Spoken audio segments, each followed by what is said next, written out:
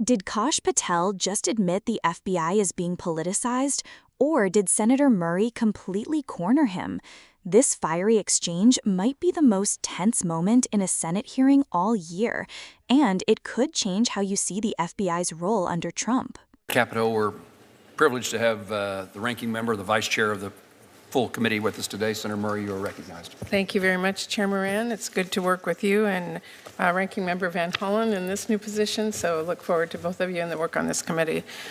You know, the FBI does really crucial work to keep our nation safe, whether it's stopping criminal organizations or domestic terrorists, protects our nation's secrets, it prevents cyber attacks, keeps our children safe from harm, and a lot more. So this is really sober work with extremely high stakes.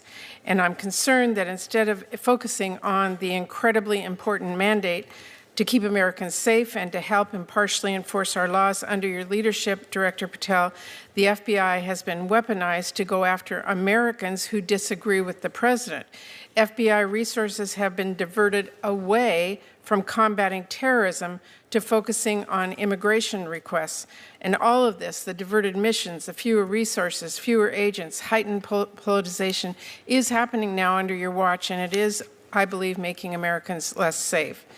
Now, let me just start with the budget. As Ranking Member Van Hollen noted earlier, this hearing is being held without the FBI's fiscal year 2025 spend plan and a full budget request for fiscal year 2026. The spend plan is required by law. It was due to Congress over a week ago. We have not yet seen it. That is really absurd. The FBI is our nation's leading law enforcement agency, a budget of $10.7 billion. It is critical that we understand how you are spending taxpayer dollars. So, Director Patel, when should we expect this FY25 spend plan for the FBI? Have you seen it? Have you reviewed it? When will we get it? I'll get you an answer, ma'am. I don't have a timeline on that. It was due last week by law. I understand. And your answer is you just understand. You're not going to follow the law? My answer is that I am following the law, and I'm working with my interagency partners to do this and get you the budget that you are required to have. And you have no timeline? No. Well, we also need a full budget request, not a single paragraph full of wild talking points that we saw with the skinny budget proposal. We're now having a budget hearing without a budget request. So, Director Patel, where is the FY 2026 budget request for the FBI? It's being worked on, ma'am. Have you reviewed it? Have you approved it? Not yet. When will we get it? As soon as I can get it from my interagency partners and get it approved. 6 months from now? I don't know, ma'am. I'm not going to make up a timeline. Well, how do we as Congress do our budget and our work without that request and without the spend plan? Well, ma'am, I'm here. I'm doing the care. best I can. I can't make up answers. I'm going to commit to you to work on getting you the information you need. That is insufficient and deeply disturbing. No response? I've given my response. Well, the FBI is already down 1,900 employees since 2023 as a direct result of the Fiscal Responsibility Act. And under the Trump administration, FBI agents, analysts, linguists, cyber experts, and scientists are being asked to do a lot more in order to keep us safe. Director Patel, we all know that budget cuts will reduce the FBI's ability to counter threats of terrorism, and it will hinder its ability to keep pace with firearm background checks and shutter operations that combat violent crime, drugs, gangs, and transnational organized crime. Now, I understand that you told our House colleagues yesterday that you don't want to reduce the FBI workforce, meaning that you disagree with what President Trump is proposing? No, I agree that we can sustain the mission with the proposed budget, and I agree with the budget. And as I said yesterday, I believe that what I said was I can do more with more. And I gave examples of what more we could do if we were given more. Well, it's different than what you told the House yesterday. So what are you communicating to the President and the White House about what you need? And again, we don't have a budget request from you, so I'm not sure what you're asking us for. I'm not asking you for anything at this time. You can operate without a budget? I never said that. Well, this is unprecedented. Okay, well, let me just go to another topic since you're not going to answer that. The FBI partners with state, local, and tribal law enforcement organizations. They provide critical intelligence and operational capabilities to combat violent crime and gangs and terrorist threats, fentanyl trafficking, challenges that our local communities really can't face alone. I'm going to give you an example. A few years ago, the Southeast Washington Safe Streets FBI Task Force worked with our Benton County and Franklin County Sheriff's Office, multiple Tri-Cities police departments, and the State Corrections Department to carry out one of the largest ever drug seizures in the region's history. Now we've got an administration already cutting more than $800 million in assistance in 2025 to local law enforcement organizations while proposing a $500 million cut for the FBI. Director Patel, can you explain to this committee how cutting resources for our local law enforcement partner agencies the FBI relies on to help your bureau keep safe? How do you expect the FBI and local law enforcement to do more without those significant resources they need? The FBI will continue to do what it does, which is work with embedded state and local law enforcement officers in our Joint Terrorism Task Force, in our Safe Streets Task Force, in our gang task forces. Those are a priority. Those billets have been maintained. Those billets have not been reduced. And with my reorientation, reprogramming that we've notified Congress to, you will see an augmentation in the field in every single state in this country. Well, again, we need to see the numbers and we need to see that budget from you. Let me ask you about the NICS system. The FBI is really on the front lines of keeping guns out of the hands of very dangerous criminals. The NICS serves a really critical role in enhancing national security and public safety by conducting background checks. You know this. They are supported by the vast majority of American people, and I wanted to ask you this morning, will you commit to continuing to fund and run the FBI background check system? Yes. Thank you. I want to ask one final question here, Mr. Chairman. I want to talk again about how the FBI is focusing its resources. President Trump has turned the Department of Justice into a tool to go after his perceived enemies, and many of the actions we have now seen at the FBI are alarming. The FBI has reassigned and pushed out career FBI agents for political reasons. We have seen fear and intimidation promoted throughout the Bureau, including by polygraphing your own staff. We've seen the arrest of a sitting judge in Wisconsin, and during your confirmation hearing, you committed that there would be no politicization, no retribution at the FBI under your leadership. You've reportedly placed FBI employees responsible for investigation January 6 cases on leave. Is that keeping up your promise of no politicization, no retribution?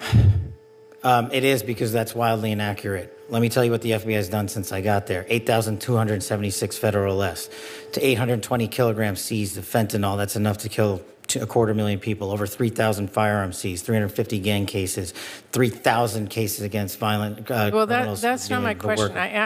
We know that you... Well, you asked if I was weaponizing the FBI, and I am not. I'm giving you the hard, concrete examples of the men and women putting handcuffs on bad people, doing harm to our children and innocent Americans. I do not see weaponization. You have placed on leave FBI employees responsible for the investigation of January 6th.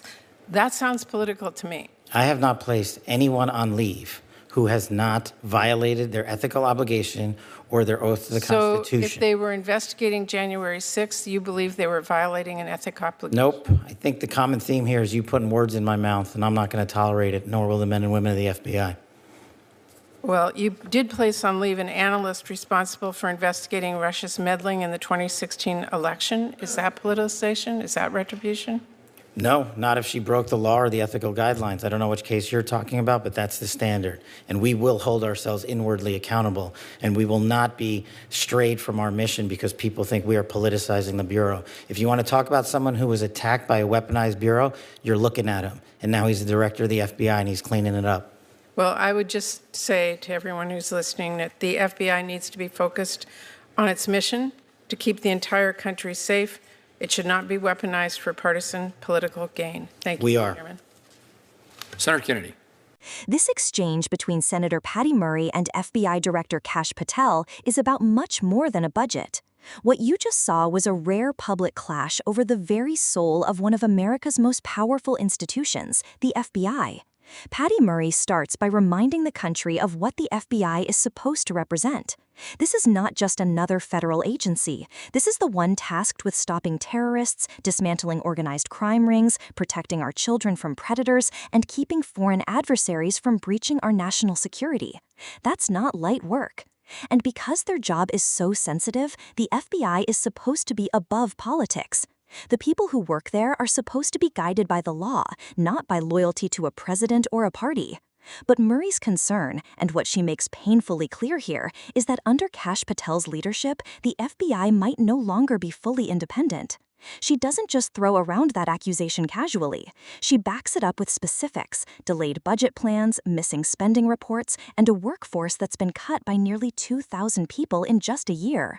That means fewer agents to investigate violent gangs, fewer cyber specialists to stop hackers, fewer linguists to decode threats.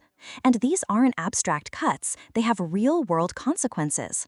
Every delay in background checks, every missed lead on fentanyl trafficking, every cyber attack that slips through, those are threats to actual American lives. What makes this even more striking is that Murray points out Congress still hasn't received the FBI's required spending plan, something that is not optional but mandated by law. Imagine being asked to write a check for $10 billion without seeing where the money's going. That's essentially what Patel is asking Congress to do. When pressed, Patel can't provide a date or even a commitment, which feeds Murray's argument that transparency is slipping under his leadership. But this hearing is about more than numbers. It turns into a conversation about trust. Trust in whether the FBI is being used to punish the president's critics and protect his allies. Murray calls out examples of agents being reassigned, staff being polygraphed, and even a sitting judge being arrested. These aren't small accusations. If true, they suggest a federal law enforcement agency being directed not just by law, but by political convenience. Patel's response is fierce. He insists that no one has been placed on leave unless they violated ethical obligations, and he even flips the script by saying he himself was once targeted by a weaponized FBI and that he's the one cleaning it up. That's a bold claim, and it reframes the conversation. Is Patel really politicizing the FBI, or is he rooting out bias that has been there for years? And this is where it gets complicated, because both sides of this argument are actually pointing to the same concern. They want an FBI that is fair, neutral, and accountable. The difference is they disagree on what that looks like. Murray worries that political influence is corrupting the Bureau. Patel argues that political bias was already there, and he's just removing it. This isn't just a policy debate, it's a fundamental question about the kind of country we want to live in. If Americans lose trust in the FBI, if they start believing that investigations are driven by politics instead of facts, then justice becomes something that depends on who you voted for, and that's a dangerous road. And let's not overlook what Murray is really doing here. She's fighting to keep congressional oversight strong. Because if Congress stops holding agencies accountable, power consolidates in the executive branch. The budget deadlines, the spending plans, those aren't just paperwork. They are the mechanisms that keep a president from using a powerful agency as their personal police force. So this hearing is about more than just Kash Patel and Patty Murray sparring. It's about whether one of the most powerful investigative bodies in the world can still be trusted to act impartially. And that's where you come in. What do you think? Do you believe Kash Patel when he says he's depoliticizing the FBI? Or do you think Senator Murray is right, that we're watching the politicization of an institution that was meant to stay neutral? This conversation matters because an FBI that loses the public's trust is dangerous, no matter who's in charge. So let's keep this conversation going. Hit the comments, tell me where you stand on this, and don't forget to subscribe, because hearings like this aren't just about politics. They're about power, accountability, and the future of justice in America.